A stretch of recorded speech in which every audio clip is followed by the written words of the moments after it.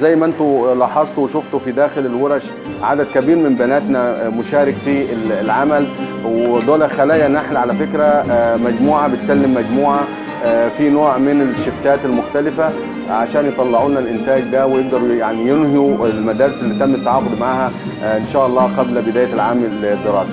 فانا بتوجه لمدرسه رشدي وبتوجه لكل مدارس التعليم الفني على مستوى محافظه اسكندريه، السيده المديره والوكلاء والقائم على العمل في داخل هذه الورش، اداره شرق، واتوجه لهم بالشكر الجزيل والشكر الجزيل للتعليم الفني على مستوى محافظه اسكندريه للجهد الرائع المبذول في تصنيع الزي المدرسي طبقا لقانون مشروع راس المال الصادر من وزاره التربيه والتعليم.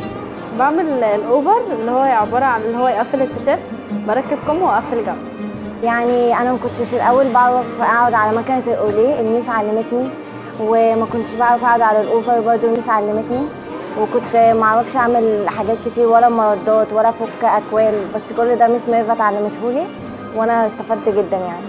دلوقتي احنا خلصنا، دي اخر مرحله في التيشيرت، فبنحطه في الكيسه ونبدا نغلفه، وكمان بنشطب الفتل بتاعت العراوي والزراير ونقفل الكيس كده. التعليم الفني نهضه قادمه لمصر.